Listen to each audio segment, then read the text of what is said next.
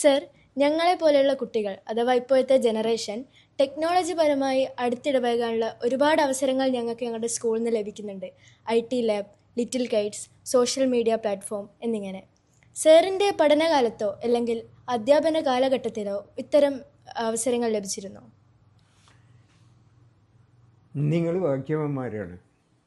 ഞങ്ങളൊക്കെ പഠിക്കുന്ന കാലത്ത് ഇങ്ങനെ സ്കൂളുകളിലുള്ള യാതൊരു സൗകര്യങ്ങളൊന്നും ഉണ്ടായിരുന്നില്ല. ലാബ് തന്നെ വളരെ ശുഷ്കമായിരുന്നു. ഏറ്റവും മിനിമമായി ഒരു സ്കൂളിനുണ്ടായിരുന്നത് ഒരു സ്മോൾ ലൈബ്രറിയും, അത് തന്നെ എന്നാൽ വെൽ ഡെവലപ്ഡ് സ്കൂളിനും ഒരു സ്മോൾ ലൈബ്രറിയും ഉണ്ടാവും, ഒരു ചെറിയ ലാബും ഉണ്ടാവും. അതിൽ കവിഞ്ഞ് വലിയ ഇതുപോലെയുള്ള സൗകര്യങ്ങളൊന്നും ആ കാലത്ത് നിലവിൽ വന്നിട്ടില്ല. മേക്ക് പോലും ഉണ്ടായിരുന്നില്ല. വെറും ബെല്ലടി മാത്രമാണ്. ഒരാൾ വലിയൊരു തണ്ടും എടുത്തിട്ട് വലിയൊരു ഇത് തണ്ടും മതി ഇങ്ങനെ. ഇപ്പോൾ അവിടെ ഉണ്ടോ? ഇവിടെ അത് ആദ്യത്തിലൂടെ ഉണ്ടായിരുന്നു, പിന്നെ അത് പോയതാണ്. ഇന്ന് ബട്ടൺ സ്വിച്ച് ഓൺ ചെയ്തിട്ട് എല്ലാ ക്ലാസ്സിലും ബെല്ലടിക്കുന്ന സംവിധാനമില്ല. അത് ഞാൻ പോകാൻ നോക്കുമ്പോഴാണ് വന്നത് ഇല്ലേ. അതുപോലെ ഉള്ള സംവിധാനം അന്ന് ഉണ്ടായിരുന്നില്ല. അന്ന് അതുപോലെ തന്നെ ഈ പഠനത്തിനുള്ള മറ്റു വേദികളും ഇന്നത്തെ അന്നുണ്ടായിരുന്നില്ല. അന്ന് മാക്സിമം ഉണ്ടായാലൊരു സാഹിത്യ സമാജം ഉണ്ടാവും. അത് ആഴ്ചക്കൊരിക്കലാറ്റം നടത്തും. ഞാനിവിടെയുള്ള കാലത്ത്, എട്ടായ കാലത്ത് സാഹിത്യ സമാജത്തിന് വളരെ പ്രാധാന്യം കൽപ്പിച്ച് ഞാനത് എല്ലാ ക്ലാസ്സിലും സാഹിത്യ സമാജം നടത്തിയിട്ടുണ്ട്. ഇവിടെ ഇപ്പോൾ ഉണ്ടോ സാഹിത്യ സമാജം എല്ലാ ക്ലാസ്സിലും? ഇല്ല. അപ്പോൾ അങ്ങനെയുള്ളൊരു സംവിധാനം ഞാനിവിടെ ഇൻട്രൊഡ്യൂസ് ചെയ്തിട്ടുണ്ട്. കാരണം എല്ലാ ക്ലാസ്സിലും എല്ലാവർക്കും പങ്കെടുക്കാനുള്ളൊരു അവസരം ഉണ്ടാക്കുക എന്നുള്ളതാണ്.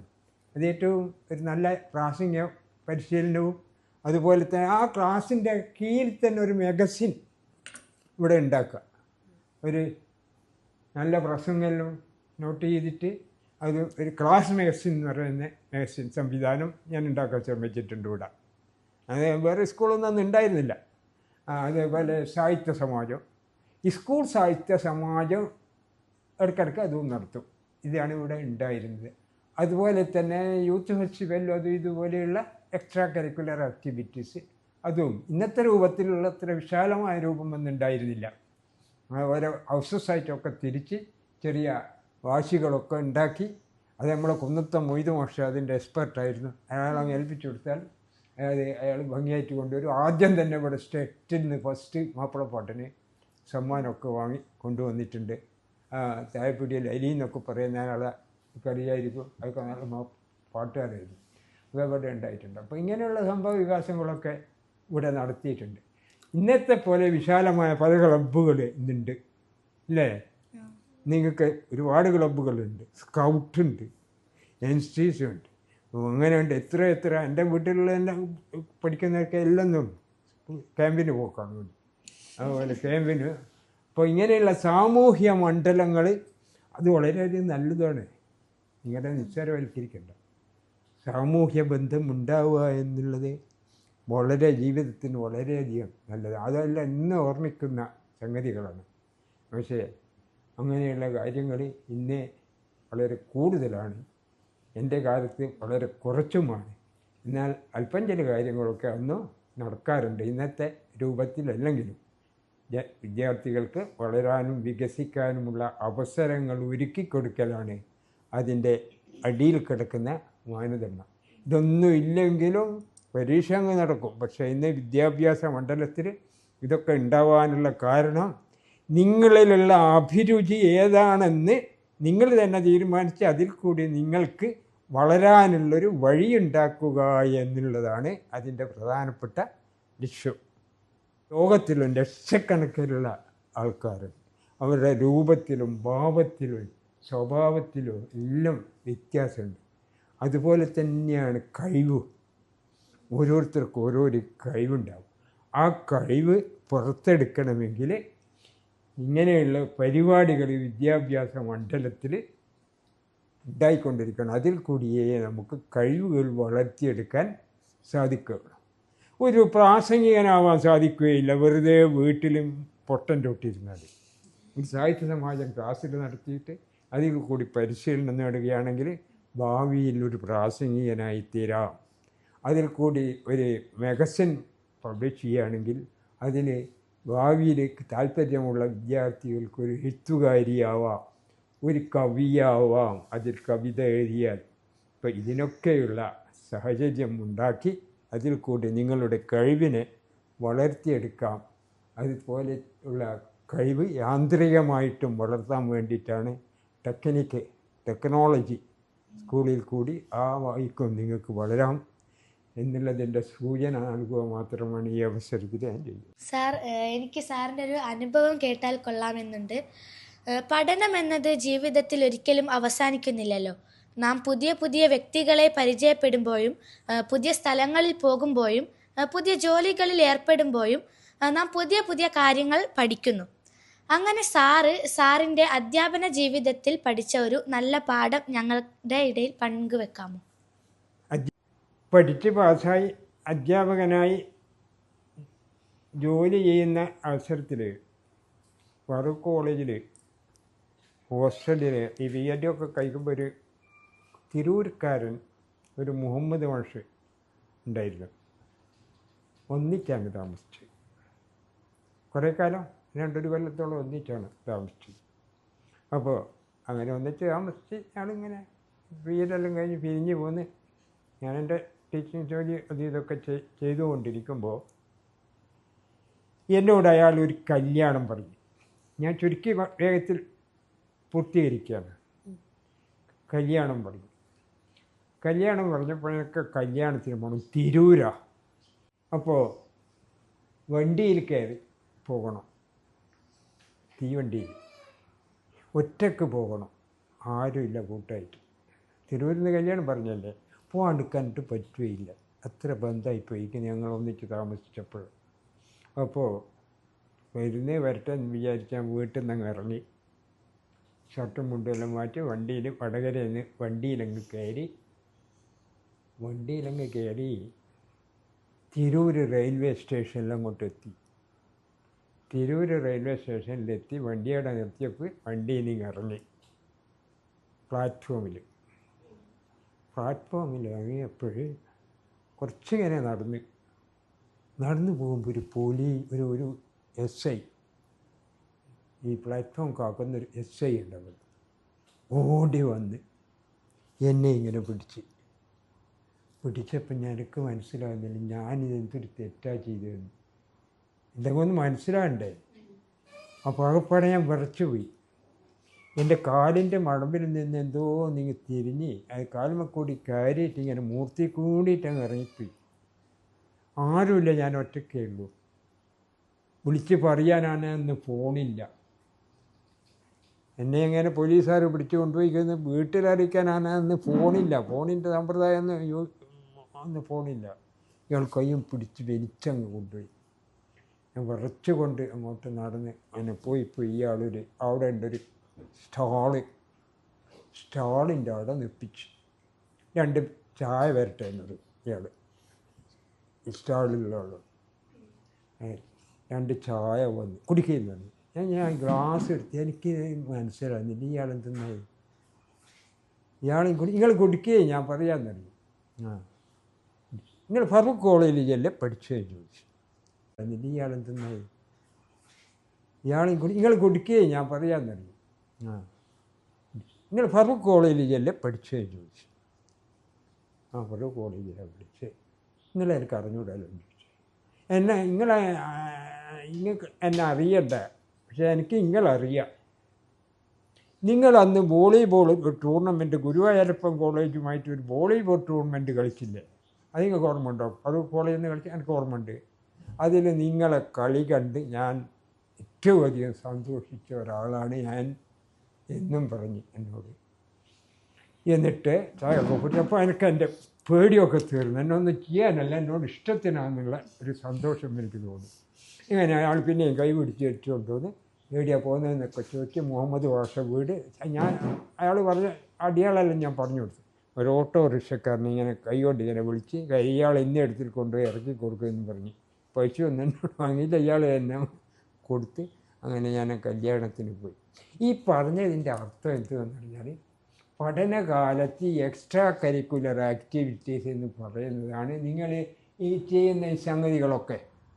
ഒന്ന് ഇത് നിങ്ങളെ ടെക്നിക്ക്, അത് കളി, സാഹിത്യസമായി ഇങ്ങനെ കണ്ട യൂത്ത് ഫെസ്റ്റിവൽ, ടൂർണമെൻറ്റ്. അതുപോലെ അന്ന് ഞാൻ ഒരു കളിക്കാരനായത് കൊണ്ട് എനിക്കറിഞ്ഞുകൂടാത്ത ആൾ എന്നെ അപരിചിതമായൊരു സ്ഥലത്ത് വെച്ച് കണ്ടപ്പോഴെന്നെ ഒരു സ്നേഹിതനെ പോലെ പൊത്തിപ്പിടിച്ച് ചായ അത് ഇതൊക്കെ വാങ്ങിത്തന്നു. അതും ഒരു പോലീസ് ഇൻസ്പെക്ടർ. എനിക്കറിയില്ല, എൻ്റെ ആദ്യം ഞാൻ പേടിച്ച് ഉരുകിപ്പോയി. അയാൾ ചായ കിട്ടിയ അയാൾ സംഭവം പറഞ്ഞപ്പോഴാണ് എനിക്ക് ഇത് അത് ഈ ഒരു ശക്തി എക്സ്ട്രാ കരിക്കുലർ ആക്ടിവിറ്റീസിന് ഉണ്ട് എന്ന് നിങ്ങൾ മനസ്സിലാക്കണം. സർ, വിദ്യാർത്ഥികളെ സാഹിത്യത്തിൻ്റെ ലോകത്തേക്ക് നയിക്കുന്ന ഒരു പ്രധാന ഘടകമാണല്ലോ വായന. ഇന്ന് ക്രസൻറ്റിൽ മികച്ച നിലയിലുള്ള ലൈബ്രറി സംവിധാനം നിലവിലുണ്ട്. അതുകൊണ്ട് തന്നെ വായനയുടെ മാസ്മരിക ലോകത്തേക്ക് ആകർഷണീയരാണ്. സാറിൻ്റെ അധ്യാപന കാലത്ത് വിദ്യാർത്ഥികളെ വായനയിലേക്ക് നയിച്ച പ്രവർത്തനങ്ങൾ എന്തെല്ലാമായിരുന്നു? ഞാൻ എൻ്റെ ഇവിടുത്തെ അധ്യാപന കാലത്ത് ഞാൻ ഏറ്റവും ചെയ്തൊരു ലൈബ്രറിയുടെ ഒരു കൊച്ചു തുടക്കം എനിക്കുണ്ടാക്കാൻ സാധിച്ചിട്ടുണ്ട്. അതിൻ്റെ കീഴിൽ ശാസ്ത്രീയമായ രീതിയിൽ പുസ്തകം വിതരണം ചെയ്യാനും സാധിച്ചിട്ടുണ്ട്. അധ്യാപകൻ അതിന് പ്രത്യേകം നിയമിച്ചിട്ടുണ്ട്. പക്ഷേ സാമ്പത്തിക പരാധീന വളരെയധികം ഉള്ള ഒരു സമയത്താണ് ഞാൻ ഇവിടെ ഉണ്ടായിരുന്നത്. ഇവിടെ സ്കൂൾ ഉണ്ടാക്കണം, ഒരു വൈക്കുന്ന രാത്രി പിരിവിന് നടക്കണം. ഇന്നത്തെ പോലെ അധ്യാപകന്മാരിൽ നിന്നും ഭീമമായ തുക വാങ്ങിയിട്ടുണ്ടാക്കിയ ഒരു സ്കൂളായിരുന്നില്ല അന്നിത്. മനസ്സിലായില്ലേ? അവരെന്തെങ്കിലും തുച്ഛമായിട്ട് എന്തെങ്കിലും തരും, അങ്ങനെ ഉണ്ടാക്കിയാണ്. ഞങ്ങൾ പിരിവെടുത്തിട്ട് ഉണ്ടാക്കിയ ഒരു സ്ഥാപനമായിരുന്നു. അപ്പോൾ സാമ്പത്തികമായിട്ട് വളരെയധികം ഞെരുങ്ങിക്കഴിയുന്ന അവസരമായതുകൊണ്ട് അങ്ങനെയുള്ള ആദ്യമൊക്കെ കാലെടുത്ത് വെച്ച് നിന്ന് കഴിഞ്ഞതിന് ശേഷമല്ലേ നമുക്കതൊക്കെ ചെയ്യാൻ പറ്റൂ. അപ്പോൾ സമ്പത്തില്ലാത്തതിൻ്റെ പേരിൽ പല കാര്യങ്ങളും ഇവിടെ നിന്ന് മുടങ്ങിക്കൊടുത്തിട്ടുണ്ട്. ഇങ്ങനെ ഖത്തറിൽ പോയിട്ട് പിരിവെടുത്തിട്ടൊക്കെയാണ് ആ രണ്ടാമത്തെ ഹോളുണ്ടാക്കിയത്, ഇവിടുന്ന് നടക്കാത്തത് കൊണ്ട്. അതുപോലെ ദുബൈയിൽ പോയി അല്ലയിൽ പോയിട്ടുണ്ട് പിരിവെടുക്കാൻ വേണ്ടിയിട്ട്. അന്നൊന്നും അധ്യാപകന്മാരോട് വല്ലാത്തൊരു കാശ് വാങ്ങിയിട്ട് കാര്യങ്ങൾ നടത്തുന്ന ഒരു സമ്പ്രദായം ഇതിനുണ്ടായിരുന്നില്ല. അപ്പോൾ രാത്രി പിരിവെടുക്കാൻ നടന്ന് ഇങ്ങനെ അധ്വാനിക്കും, കുറേ ആൾ വായ്പകൾ എടുക്കും. അങ്ങനെയൊക്കെ ഇങ്ങനെ പോയിരുന്ന അവസരത്തിൽ സാമ്പത്തിക പ്രയാസം കൊണ്ട് വേണ്ട രൂപത്തിൽ അങ്ങനെയുള്ള ലൈബ്രറി, വിശാലമായ ലൈബ്രറി ഒന്നും ഉണ്ടാക്കാൻ സാധിച്ചിട്ടില്ലെങ്കിലും ഒരു 1,000-2,000 പുസ്തകം, 2,000 പുസ്തകമൊക്കെ ഉള്ളൊരു ലൈബ്രറി ഉണ്ടാക്കാൻ സാധിച്ചിട്ടുണ്ട്. ഇതുപോലുള്ളൊരു മനോഹരമായ ലൈബ്രറി സ്വപ്നം കണ്ടിരുന്നു, പക്ഷേ ഉണ്ടാക്കാൻ സാധിച്ചിട്ടില്ല. അതിന് ഒരു ബാക്ക്ഗ്രൗണ്ട് ഉണ്ടാക്കാൻ സാധിച്ചിട്ടുണ്ട്. കുഞ്ഞാലി മാസ്റ്റർ കെയർ ഓഫിൽ പുസ്തകം കൊടുക്കാൻ വാങ്ങാനുള്ള സംവിധാനം ഉണ്ടായിട്ടുണ്ട്. അതിൽ രജിസ്റ്റർ വെച്ചിട്ടുണ്ട്, കുട്ടികൾ കൊണ്ട് വായിപ്പിച്ച് ഇതൊക്കെ പറഞ്ഞിട്ടുണ്ട്. ഇങ്ങനെയുള്ള സംഭവങ്ങളൊക്കെ ചെയ്തിട്ടുണ്ട്. ശൈശവ ദിശയിലുള്ള കൊച്ചു ക്രസൻറ്റ് മുതൽ അത്ഭുതപൂർവമായ വളർച്ചയിലെത്തിയ ഇന്നത്തെ ക്രസൻറ്റ് വരെ സാറിൻ്റെ കൺമുമ്പിലൂടെയാണല്ലോ കഴിഞ്ഞുപോയത്. അതിനെപ്പറ്റി സാറിന് എന്താണ് തോന്നുന്നത്?